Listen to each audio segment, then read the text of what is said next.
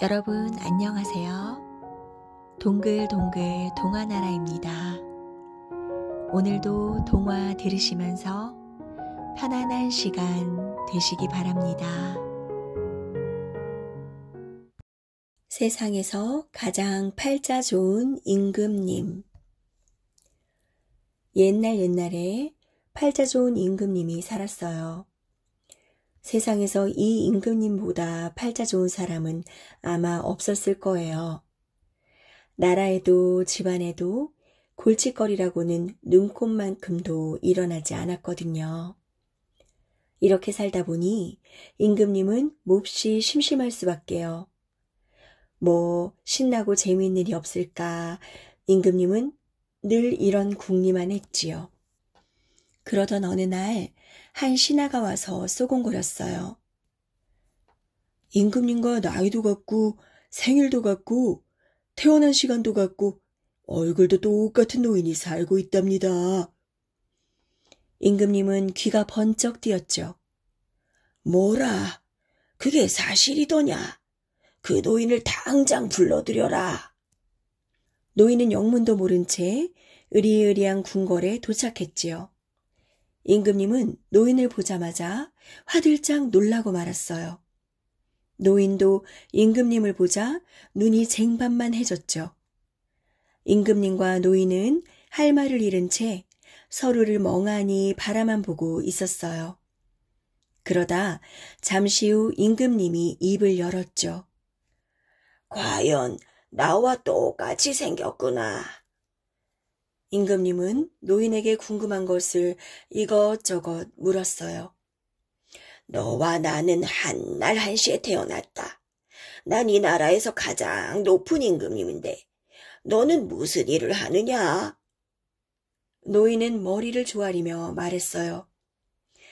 예, 저는 벌을 쳐서 먹고 살고 있습니다. 그래, 벌은 몇 통이나 치느냐? 360통입니다. 노인의 말을 들은 임금님은 머리를 갸우뚱 했어요. 나는 360개의 고을을 다스리니 하루에 한 고을을 다스리는 셈이지. 그런데 한 고을을 다스리는 일이 여간 신경 쓰이는 일이 아니란 말이야. 하지만 저 노인은 하루에 한 통씩만 벌을 치면 돼. 그럼 저 노인이 나보다 팔자가 더 좋은 거 아니야? 임금님은 생각하면 생각할수록 부글부글 화가 났어요. 어떻게 하면 저 노인을 골탕 먹일 수 있을까? 임금님은 자기보다 팔자가 좋아 보이는 노인이 몹시 얄미웠어요. 옳지, 좋은 수가 있다. 갑자기 나쁜 꾀가 임금님 머리에서 뭉게뭉게 피어올랐지요. 임금님은 번쩍번쩍 빛나는 금반지를 노인에게 주며 말했어요. 내 특별히 너에게 이 금반지를 줄 것이다.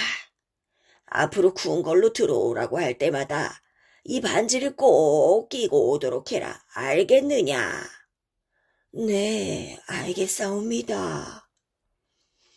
임금님은 노인을 보낸 뒤 뱃사공을 불러들였어요.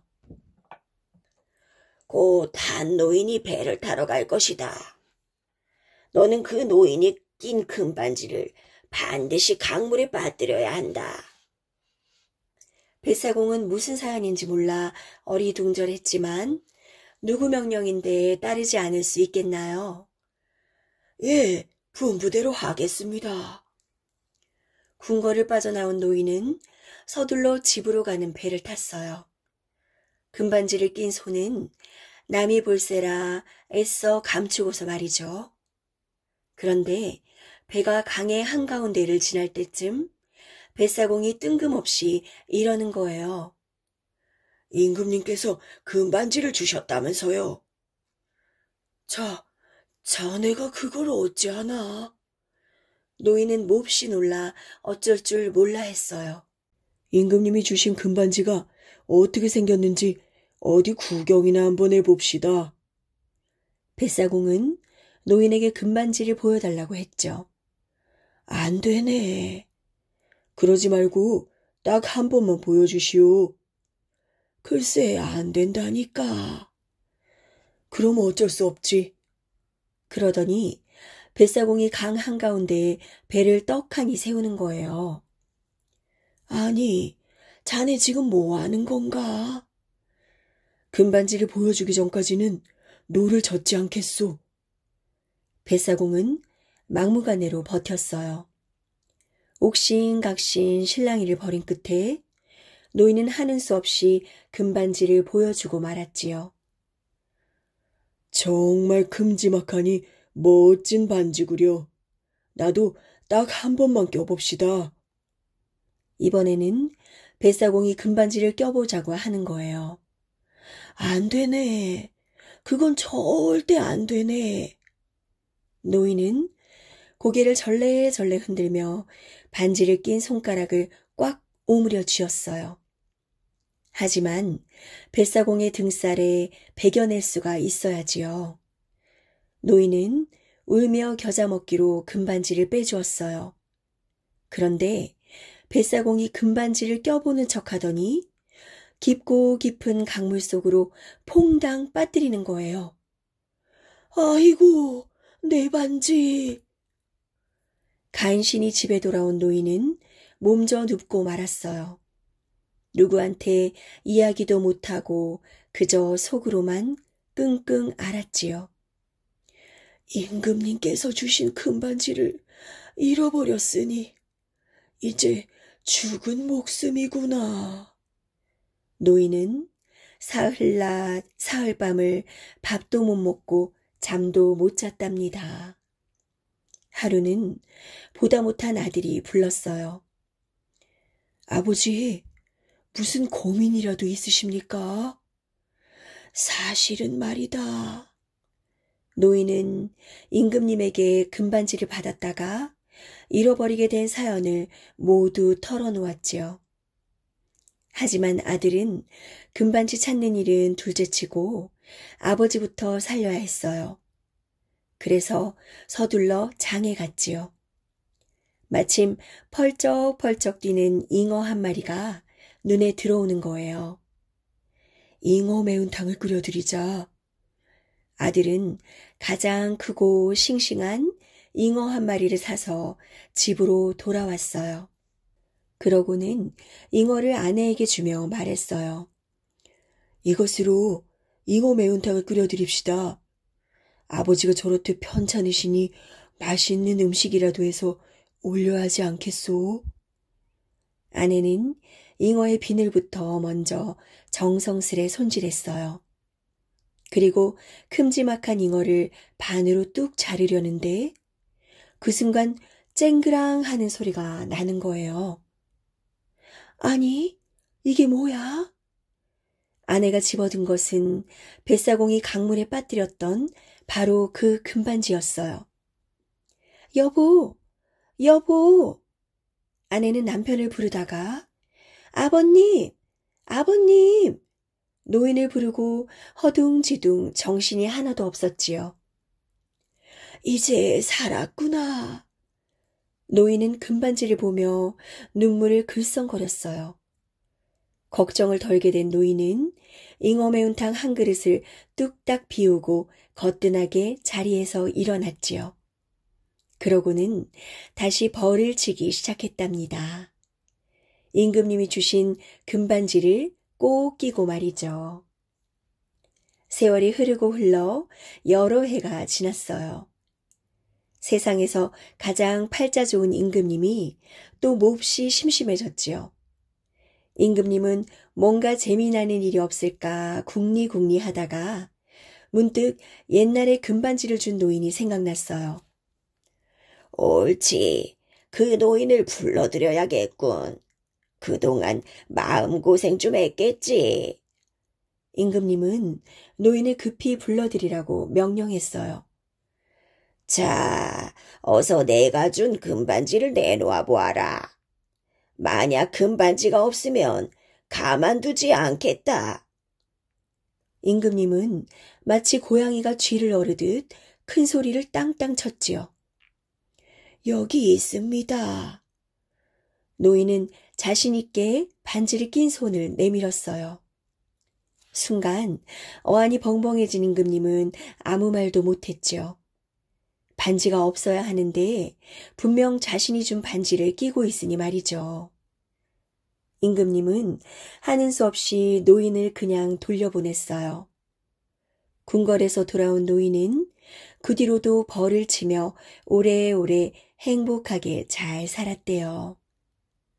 그럼 세상에서 가장 팔자 좋은 임금님은 어떻게 되었냐고요? 심심할 때마다 자기보다 팔자가 더 좋다고 생각한 그 노인을 어떻게 골탕 먹이나 궁리하며 보냈다고 하네요. 거울 바위. 옛날, 아주 먼 옛날 금강산에는 신기한 바위가 하나 있었어요. 충청도 어느 시골 마을에 봉덕이라는 총각이 살고 있었는데, 봉덕이는 여기저기 유람하는 것을 무척 좋아했지요. 나는 금강산에 꼭 가고 말 테야. 그 중에서도 금강산에 가보는 게 소원이었어요. 먹고 살기도 힘들면서 멀고 먼 금강산에 가겠다니. 그럴 돈이 있으면 차라리 한 푼, 두 푼 모아 장가나 가지. 사람들은 금강산에 가겠다는 봉덕이를 한심하게 생각했어요. 하지만 봉덕이는 사람들의 말에 아랑곳하지 않고 꾸준히 돈을 모았지요. 술 마시고 싶은 것도 꾹 참고, 떡 사 먹고 싶은 것도 꾹꾹 참고, 옷 사 입고 싶은 것도 꾹꾹꾹 참으면서 말이에요. 꿈에 그리던 금강산을 드디어 밟아보게 되는구나. 푼푼히 모은 돈이 어느새 금강산 구경을 갈 만큼이나 되었거든요. 봉덕이는 보찜을 짊어지고 집을 나섰답니다. 한 걸음 한 걸음 나아가는 봉덕이의 발걸음은 구름 위를 걷는 것처럼 무척 가벼웠지요. 성큼성큼 오르면 어느새 산 꼭대기가 내 발 아래로구나. 첨벙첨벙 건너면 큰 강, 작은 강 모두 내 발 뒤로구나. 봉덕이는 흥얼흥얼 노래를 부르며 금강산을 향해 걸었어요. 성큼성큼 걷다가도 힘들면 쉬엄쉬엄 걷고 앞서가는 사람이 있으면 발맘발맘 따라 걸었죠. 집을 떠난 지 여러 날이 지나고 봉덕이는 금강산 아래에 자리한 어느 자그마한 마을에 이르렀어요. 아, 이곳이 바로 금강산이로구나.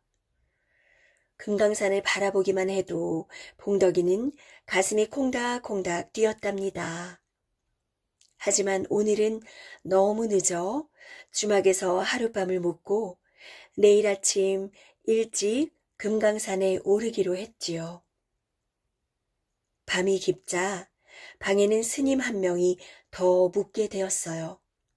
하지만 봉덕이는 너무 피곤했던 터라 스님과 말 한마디 못 나누고 이내 잠에 골아떨어졌지요. 그런데 다음 날 이른 새벽부터 밖이 왁자지껄했어요. 그러더니 누가 방문을 박차고 뛰어들어오는 게 아니겠어요? 봉덕이는 깜짝 놀라 잠에서 깼지요. 내 놈이 우리 주인 어린애 돈을 훔쳤지? 어서 내놔! 어떤 남자가 다짜고짜 봉덕이를 윽박질렀어요. 바로 옆방에서 묵고 있던 양반의 하인이었죠. 무슨 소리요? 나는 남의 물건을 훔친 적이 없소. 그럼 저 스님이 돈을 훔쳤다는 말이냐? 잔말 말고 어서 네 보찜을 풀어보자. 좋소. 그런데 그만 봉덕이의 눈이 휘둥그레지고 말았어요. 아니 이건 보찜 속에서 돈이 우르르 떨어지는 거예요. 행, 내 이럴 줄 알았다. 금방 들통날리를 잡아 때려 하다니. 봉덕이는 눈앞이 아찔했죠. 그 순간 봉덕이는 옆에서 잠을 잤던 스님이 자신의 억울함을 풀어줄 수 있을 것이라고 생각했어요. 그런데 줄곧 함께 있던 스님이 온데간데 없이 사라져 버렸지요. 하인은 봉덕이를 밧줄로 꽁꽁 묶어 마당으로 끌고 나왔어요. 마당에서 기다리고 있던 양반은 봉덕이를 흘끔 보고는 말했죠. 감히 남의 돈에 손을 대다니 당장 이놈을 관아로 끌고 가자. 아무 죄도 없이 관아로 끌려가게 된 봉덕이는 너무나 억울했어요. 게다가 그토록 그리던 금강산을 눈앞에 두고도 가보지 못하게 되었으니 얼마나 슬펐을까요? 관아로 끌려가던 봉덕이는 여기까지 와서 도저히 금강산을 포기할 수가 없었어요. 나중에 죄 없이 옥살이를 하더라도 말이에요. 그래서 양반에게 대뜸 말했죠. 양반나리, 저는 금강산을 보려고 먼 길을 왔습니다. 단 하루만이라도 금강산을 구경하게 해주십시오. 허허, 참 딱한 사람이군. 곧 5개 갇힐 처지인데 금강산 타령이라니. 그런데 양반이 무언가 곰곰 생각하더니 선뜻 그러라고 허락했죠. 양반은 금강산에 착하고 정직한 사람만 비춰준다는 신기한 거울바위가 있다는 것을 알고 있었거든요. 봉덕이가 정말 범인인지 아닌지 한번 확인하고 싶었던 거죠. 드디어 봉덕이는 금강산에 오르게 되었어요. 물론 양반의 하인과 함께 말이에요. 금강산에 오른 봉덕이는 아주 신이 났답니다. 봉우리들은 올쑥불쑥, 바위들은 뾰족뾰족, 온갖 나무들이 울긋불긋한 것이 한 폭의 그림 같았죠. 게다가 골짜기에는 맑은 물이 좔좔, 폭포에서는 세찬 물줄기가 콸콸 흘러내렸어요. 아, 정말 아름다워. 과연 금강산이야. 봉덕이는 조금 있으면 옥에 갇히게 된다는 사실조차 까맣게 잊어버린 채 금강산 구경에 흠뻑 빠져 있었어요. 자, 이곳으로 한번 가보세. 하인이 봉덕이를 거울바위가 있는 곳으로 데리고 갔어요. 거울바위 앞에 선 봉덕이는 그만 입이 딱 벌어지고 말았죠. 어마어마하게 큰 바위 하나가 우뚝 서 있는데 그 바위 안에서 어떤 사람이 자기를 바라보고 있었거든요. 그런데 더 이상한 것은 바위 안의 사람이 봉덕이가 눈을 끔뻑거리면 똑같이 눈을 끔뻑거리고 얼굴을 찡그리면 똑같이 얼굴을 찡그렸어요. 참 이상하네. 바위 안에 있는 사람이 나를 흉내내고 있잖아. 봉덕이는 거울바위 앞으로 좀 더 가까이 다가가 보았어요. 그런데 이게 누구예요? 바위 안에 있는 사람은 틀림없이 봉덕이 자신이었어요. 세상에, 이렇게 신기한 바위가 있다니. 봉덕이는 자신의 모습을 비춰주는 바위가 너무나 신기한 듯 들여다보고 또 들여다보았어요. 이 모습을 옆에서 지켜보던 하인은 속으로 생각했지요. 저 사람은 아무 죄가 없는 게 분명해. 이 사실을 주인 어른께 얼른 알려야겠다. 바로 그때 저 멀리서 한 스님이 거울바위 앞으로 타박타박 걸어오고 있었어요. 자세히 보니 어젯밤 주막에서 함께 묵었던 스님이었죠. 아, 스님! 봉덕이는 반갑게 아는 척을 했어요. 스님이 자신의 억울한 누명을 벗겨줄지도 모른다는 생각이 들었거든요. 그런데 스님은 딴청을 부리며 혼잣말로 중얼거렸어요. 바위가 참 크기도 하구나. 크기만 할 뿐인가요? 거울처럼 사람의 모습도 비춰준다니까요. 봉덕이는 마냥 신기한 듯 말했죠. 스님은 혹시나 하는 생각에 거울바위 앞으로 다가가 보았어요. 그런데 아무리 눈을 씻고 봐도 바위에 스님의 모습은 보이지 않았답니다.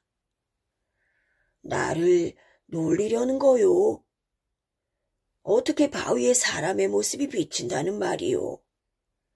스님이 투덜투덜 말했어요. 그럴 리가 없을 텐데. 옆에서 지켜보고 있던 하인이 고개를 갸우뚱갸우뚱하면서 스님 옆으로 다가가 보았죠. 그런데 정말 스님의 모습이 거울 바위에 비치지 않는 거예요. 분명 자신의 모습도 거울 바위에 비치고 있는데 말이에요. 그 순간 하인이 밧줄을 꺼내들였어요. 이제 나를 관하로 끌고 가려나 보군. 봉덕이는 금강산 구경을 다 했으니 자신을 관하로 끌고 갈 것이라고 생각했죠. 그런데 뜻밖에도 하인이 스님을 밧줄로 꽁꽁 묶는 게 아니겠어요? 스님이 나에게 이게 무슨 짓이냐? 스님은 바둥바둥 발버둥을 치며 소리쳤어요. 무슨 일인지 알 수 없었던 봉덕이는 두 눈을 동그랗게 뜨고 멀뚱멀뚱 바라보기만 했죠. 네가 스님이라고? 누구를 속이려고 들어?